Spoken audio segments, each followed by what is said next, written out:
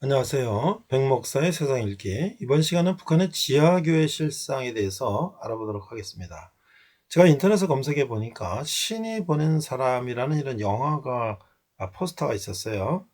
북한 지하교회 목숨 건 비밀 예배를 자유를 갈망하는 처절한 몸부림 이렇게 돼 있는데 저는 아직 보지 못했습니다만은 이런 영화가 있었다는 것을 인터넷에 검색해 보고 알았습니다. 자, 북한의 지하교회 실상을 인터넷 자료를 보니까 북한의 지하교회는 정말 존재하는가? 있다면 어떤 형태로 존재하는가? 그래서 이제 인터넷에 보니까 이분이 이제 92년에 옆에 교회에서 북한 지하교회에 대해서 비디오를 통해서 본 적이 있다. 근데 그 비디오를 보여준 목사님은 미국 시민권자인데 북한에 10번 다녀오고 언론에 알려지지 않았지만 본인이 비디오를 찍어온 것을 교회 다니면서 북한 지하교회를 알려줬다라고 하고 있어요. 그 비디오에서 본 것은 북한 개성에 있는 지하교회에서 예배를 보는 모습을 봤는데 우리는 보통 구역예배 보는 것 같이 모여서 기도하고 말씀 읽고 하는데 어느 가정에서 비밀히 예배를 드리는 것을 보았다. 만약 발각되는 수용소를 가든 순교를 하당하든 그런 위협을 무릅쓰고 예배를 드린 것을 봤기 때문에 북한 지하교회에 대해서 확신을 하게 되었다라는 말씀을 하고 있어요. 그러나 여러 증언에도 불구하고 북한 지하교회 실상을 감춰 있었는데 북한 구원운동본부에서 지원한 중국의 한 선교 단체가 이제 지하교회 리더로서 북한에 있는 선교사들을 양성하여 북한으로 파송하는 일을 하고 있다. 뭐 여러 이제 그런 선교 단체들이 있지요. 많은 목회자들이 부정하지만 이것은 지하교회가 실제로 존재한다는 증거다. 게다가 지난 7월 26일 남포 지역인 102명이 처형 사건만 보더라도 북한 지역에는 부정할 수 없는 엄연한 현실이다. 그래서 이제 모퉁이들 선교에도 북한을 선교하는 단체죠. 이들이 북한을 만나서 들었던 지역의 생생한 현실을 소개한다. 그 60년 지난 60년 동안 북한 지역에는 줄기차게 생존해서 만 6,800명의 지하교회 성도가 있는 것을 확인했다라고 말하고 있어요. 자, 두 번째는 1950년부터 순교피가 뿌려졌다. 그러니까 북한에서 중국으로 넘어온 북한인들을 전도해서 예수교를 영접하고 세례받고 다시 교육시켜서 북한으로 투입하는 그런 선교를 한 선교사님이 지난 60년간 북한의 기독교 순환사를 이제 얘기했는데요. 북한의 목회자 대다수는 북한의 남침 전날인 1950년 6월 23, 24일 양일에 걸쳐서 모두 학살되었다. 그래도 살아남은 기독교인들은 1958년 사회주의 정립을 위한 대규모 지식인 숙청 때 다시 학살당했다. 그때 그 유명한 이만화 목사 2,000명의 성도 순교 사건이 발생했다. 다행히 기독교인들은 완전히 제거된 것이 아니었다. 그러니까 순교자의 자녀와 가족들, 일부 성도들이 살아남아서 국경 지역 변경에서 생존할 수 있었고 이들이 지하교회의 뿌리가 됐다라고 하는 것이에요. 그 1958년부터 현재까지 북한에서 일어난 기독교인 처형 사건을 분석해 보면 1년에 한 번 이상 적게는 서너 명에서 많게는 40명까지 지하교인이 처형된 것을 알 수가 있다라고 하는 것이에요. 이게 바로 이 지하교회가 생명이 유지되고 있다는 것이죠. 그 세 번째 보니까 철저한 점조직으로 운영된다. 10명 이하의 소규모로 점조직 돼 있어서 리더만이 상을 파할 수 있을 뿐 누가 누군지를 잘 모르게 돼 있다. 그러나 이들을 지도할 목사나 장로가 없으며 성례식도 가질 수가 없다라고 말하고 있어요. 그러나 분명히 지하교회로서의 가장 중심 기능인 예배기는 존재한다.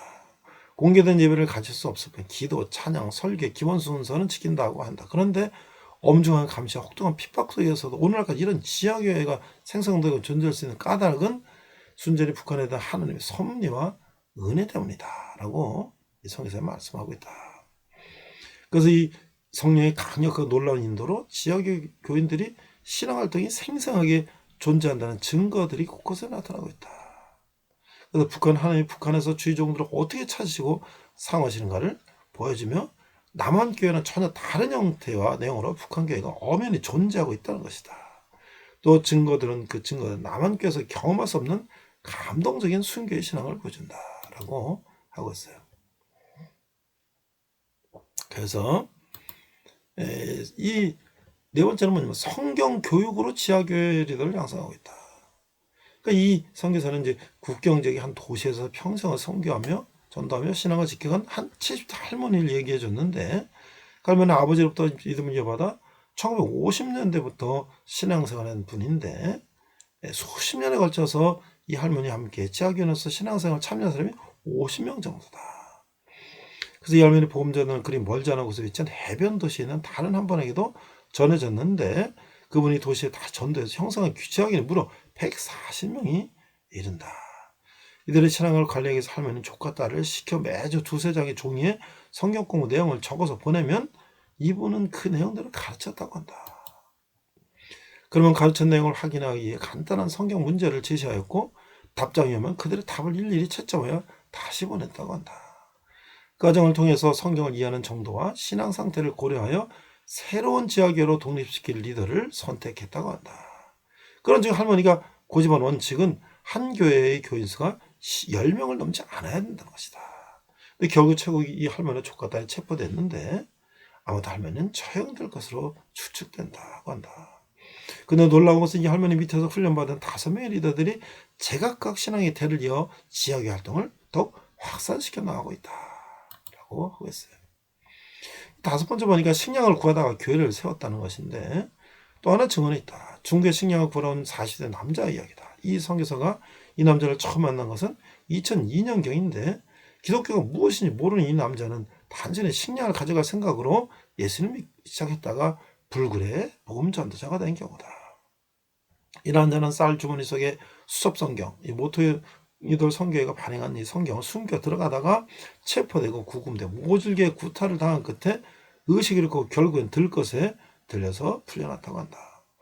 대소변을 못 가릴 정도의 처참한 상태로 열흘쯤 지나서 선교사가 자신에게 안수한 기억이 생생하게 떠오르며 복음 전도가 하나님의 뜻임을 깨달았다고 한다. 그리고 곧바로 친구들을 불러 중국 다녀온 얘기를 전했고 그들과 함께 모두 7명이 첫 예배를 드렸다고 한다. 설교에서 나만 장군과 계집종 이야기를 중심으로 하나님의 믿음을 증거했다고 하는 것이에요. 입에서 드려진 첫 헌금 13원을 전하려 이 남자가 다시 중국에 왔을 때 그 이성에서는 그들 안고 감사와 감격의 눈물을 흘렸다고 하는 거예요.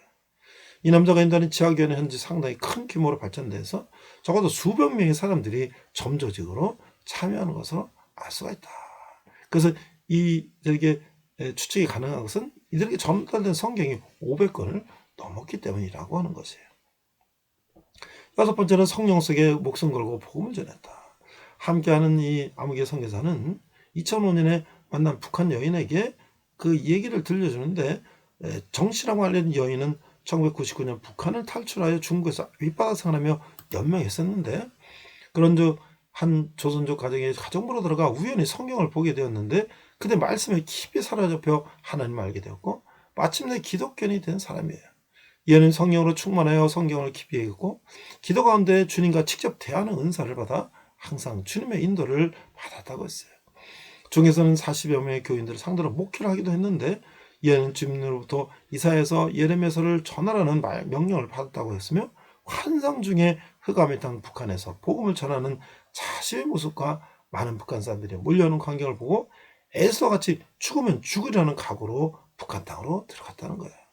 1년의 이연의 딸을 통해서 들은 바에 의하면 복음을 전하는 중에 체포되어 공개의 재판을 받고 처형되었다고 하는 거예요.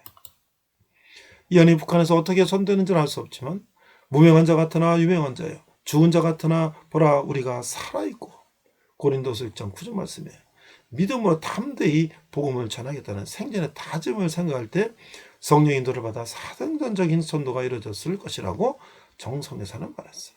이연의 순교도 주님의 거룩한 계획이 아니겠느냐라고 했던 것이에요.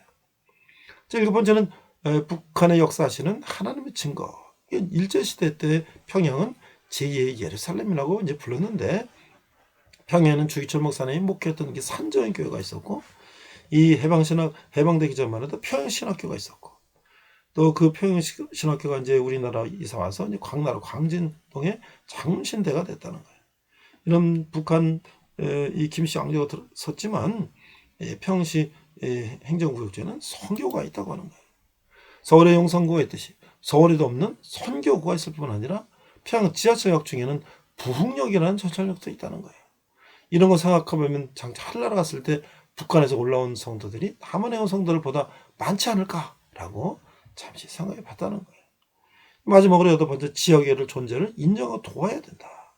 이 모통인들 선교회는 1945년부터 오늘날까지 선교 라인을 통해서 확인된 지역의 성도의 수가 모두 16,000명에 이른다고 밝혔어요. 물론 이들 외에 확인되지 않은 교인이 훨씬 더 많다고 하는 것이에요. 최근 오픈도어즈가 밝힌 북한 기독교 인구는 적어도 20만 명에 달할 것으로 추산한 바가 있다고 하는 거예요. 북한 지역교회 실상을 전한 두 분의 선교사는 증언을 마치면서 한국교회는 매년 북한 땅에 뿌려지는 거룩한 순교의 피를 기억해야 한다라고 하면서 북한에서는 매년 한 번도 순교에게 끊어진 적이 없음을 기억하고 북한 땅에 대한 하나님의 사랑과 그 뜻을 두려운 마음으로 바라보며 기도해야 된다라고 주장했던 것이에요.